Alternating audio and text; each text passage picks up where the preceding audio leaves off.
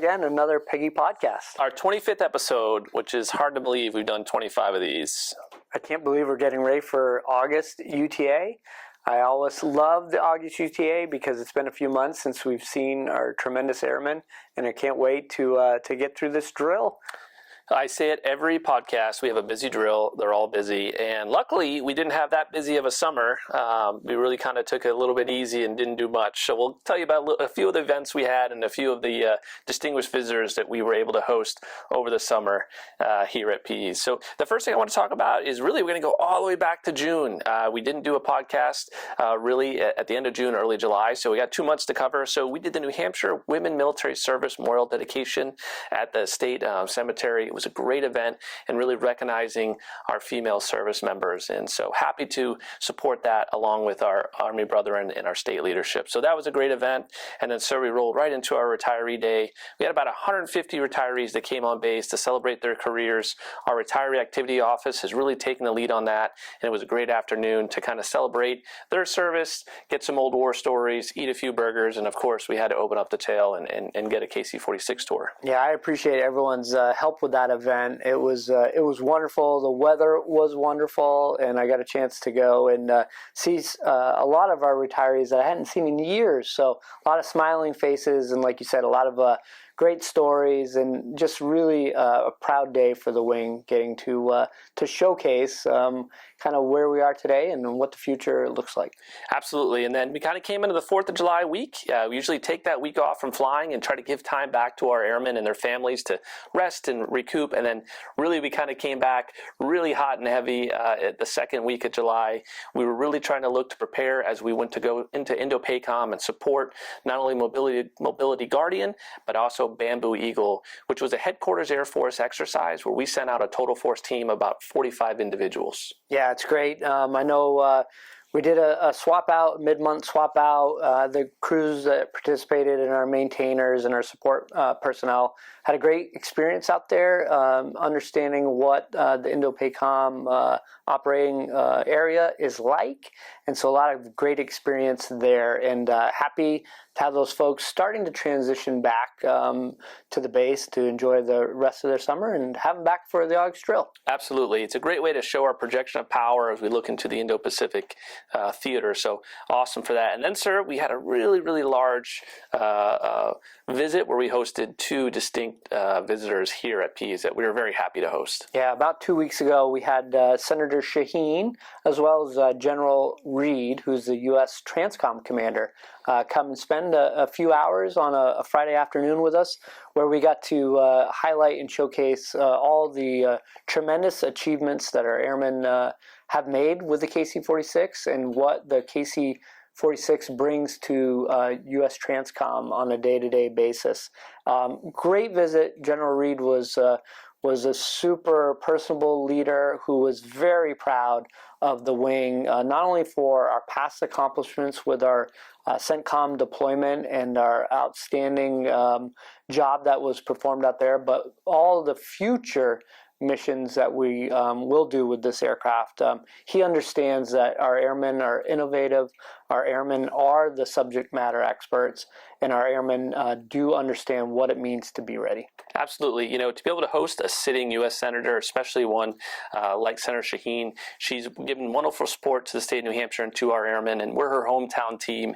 And then to bring in a combatant commander, really to give us the scope of what it looks like in the joint environment and what our wing brings to the joint, warfighting capability. It was amazing, and General Reed was, like you said, sir, a very accommodating leader, able to recognize 5 of our sharp airmen and really see what Pease and our team brings to the fight and to his portfolio. So what an awesome event.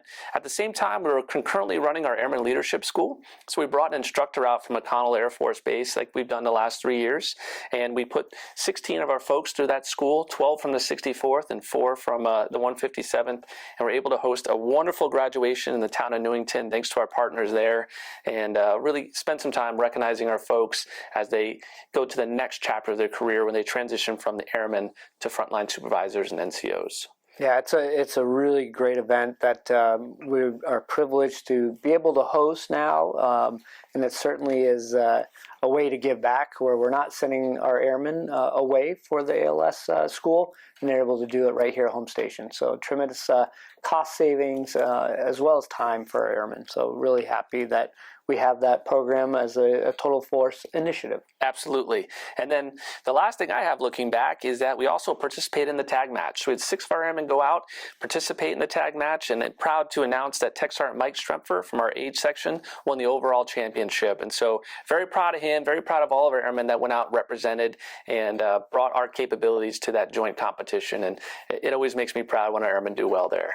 Yeah, and boy, they had some austere conditions too. It was really hot that week, and I'm sure that was challenging in its own right to do the tags match in that extreme heat. Absolutely. So like I said, a pretty light summer, not a lot going on, and then we look into drill, and we can kind of look forward on what's coming up. So I could start off, I just want to start by really announcing our Airman of the Quarters and how proud we are of them. So our Airman of the Quarter for the second quarter is A1C Nicholas Gomes from the 157th Maintenance Squadron. Wonderful airman doing big things out there. Our NCO of the corner is Tech Sergeant Vincent Money. He's from the 260th Chaos Squadron, and the Chaos did very well because they also have the senior NCO of the quarter and Senior Master Sergeant Matthew Knott. So if you see him out there this drill weekend, give him a round of applause. The boss and I will certainly be out there to recognize them and thank them for all they do. Once again, it was a tight competition. We hold boards for these, the Chiefs group does, and it's amazing to see what our wonderful airmen are doing out there. Yeah, you're absolutely right, Chief. We also have some change of commands that are going on over this drill weekend. So in the med group on Saturday, at 1400, we will recognize Lieutenant Colonel Barbara Jones as she takes over the medical group from Colonel James Brown. So we thank James for all of his work and dedication in the medical group, and we look forward to Colonel Jones and see the vision and where she takes the medical group moving forward. We also have a change of command in the MOF. So over on flight line, we have Captain Champy, who will be taking over our MOF. So congratulations to all, and look forward to being at those events over the weekend. Absolutely. Tons of events this drill weekend. You know, on top of the medical group change of command and the MOF change of command, Chief Master Sergeant Henry Birch is going to pin on and do his promotion ceremony on Friday, the 8th of August at 1500. And then, sir, after the medical group change of command, we have a wonderful opportunity to recognize one of our own with a dedication ceremony. Yes, that's right, Chief. At 1500 on Saturday, we'll be dedicating what was Nashua Street. We're going to rename the street to Pegoric Avenue. So that will be held at 1500 on Saturday, right across from Building 257 in the parking lot there in maintenance. So encourage anyone to come out to that. It will be about a 30-minute event where we'll unveil the new name for the street and have an appropriate memorial for General Pegoric. It's going to be a wonderful event, and looking forward to everyone come out to share that with us. And then, sir, after that, we actually brought a special guest in to talk about the next event. So after the dedication ceremony ends, we're going to do a soft start for the next event, probably around 15:30-ish, just to make sure we have enough time for our folks to transition from the dedication ceremony over to our Pease Warrior Challenge. So we have a special guest here, Staff Sergeant Nathan Willard from our Security Forces section, to talk about it. Well, first off, I want to thank you both for having me here today. On behalf of Security Forces, I brought 2 patches for you guys. So Perfect. Thank you. All right. Awesome. And I want to thank Sergeant Jackson for being here and recording us today. I'm here to talk about the Pease Warrior Challenge. So this is a 2-event challenge, so you can pick one or the other. It is a 2.5-mile run with 5 physical readiness stations. And then the other competition is actually going to be our powerlifting competition. So the reason why we have 2 different competitions is because we want to ponder to everybody. We want everyone to feel involved.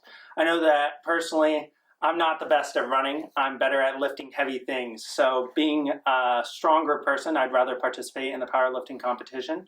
But I also want to involve the people that enjoy the running and doing physical stations, stuff like that. So the 5 stations includes Station 1, which is a ball slam. So you'll be picking up the medicine ball, slamming it down 30 times. And then you will move on to Station 2, which is a walking lunge. So you'll start actually on Flight Line Road. If you guys don't know, that's out by the plane. So you'll have a beautiful view for doing your lunges. It's going to be about 50 yards, so it's going to be challenging. And then you'll move on to Station 3, which is a buddy drag. So we have actually worked with the Army to get sleds. So we'll be pulling sleds. You'll pull it down 20 yards or 25 yards actually, and then you'll be turning around and pulling it back another 25 yards. And then you'll carry on to Station 4, where you'll be doing push-ups and rifle squats. So you'll be handed a dummy rifle where you'll set it down on the ground and you'll end up doing 30 push-ups. And then you'll stand up and you'll hold the rifle and you do 30 squats. And then from there, you'll move on to Station 5, which is an ammo can carry. You'll be right by Building 100 over at the track. You'll do a 0.25 mile ammo can carry. So you'll carry two 25-pound ammo cans around the track. And then once you finish that, you'll head to the finish line. And whoever gets first, you'll be rewarded with a trophy. So I've actually ordered this beautiful sword, which I'm excited to give out. And then for the powerlifting competition, we actually had Metals Tech and Sheet Metal come out, and they have created a trophy for the winner of the powerlifting competition. It is a 30-pound dumbbell, so it is quite a lot. And then Sheet Metal has made a placard for it as well. So we'll have your name on it. It may take a little time to get your name on it because we don't know who's winning yet. But I'm beyond excited to have people come out. The reason why I created this challenge is because of the Best Warrior Challenge, Best Warrior Challenge with the Army. After I competed in it this past year, I realized that we need stuff for the Air Force. We need things to motivate young airmen to get out and really challenge themselves. Hopefully, if this continues on to next year, this will make bigger and better strides. I'd like to add on things and encourage people to come out and really participate in this. And I'm more excited about all the feedback from everybody coming. I really think that that's what's going to make this great, is the people that competed, to have them come up and say, hey, maybe this will work better with the competition next year, or maybe we could add this. And I think that that will help us grow and make this something great for years to come.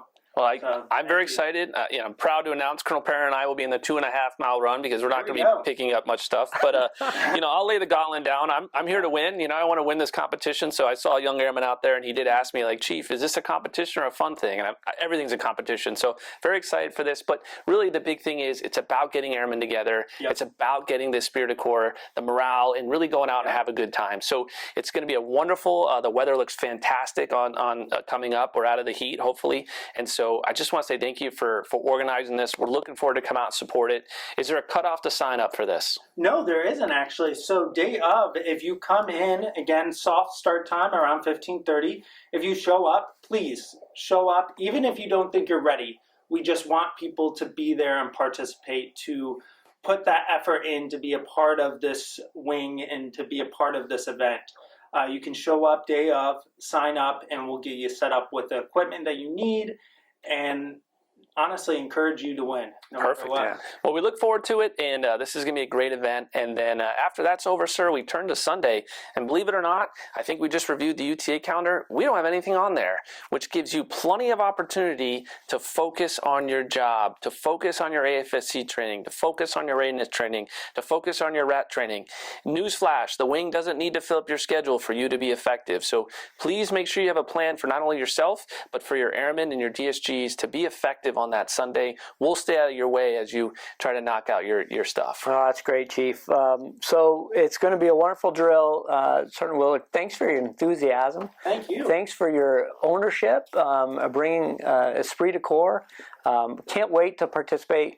I'm glad I got the roll up on what that competition looks like. It's different than what Chief sold me on. So we'll be ready, though. We're looking forward to it. Chief, I wanted to mention a few things as we get ready to wrap this up, but we found out the other day that the wing has been recognized for our performance this past year, and we'll officially pick up our hardware at the National Guard Association's annual conference at the end of August, but the wing will be recognized for the Curtis Rusty Metcalf Trophy, which is recognizing the wing with the highest standard of mission accomplishment. Along with the Rusty Metcalf Trophy, we also were awarded a Distinguished Flying Unit Award. So I couldn't be more proud of this wing and what you guys all continue to do day in and day out. And it's really nice when others recognize the level of effort and hard work that our members do.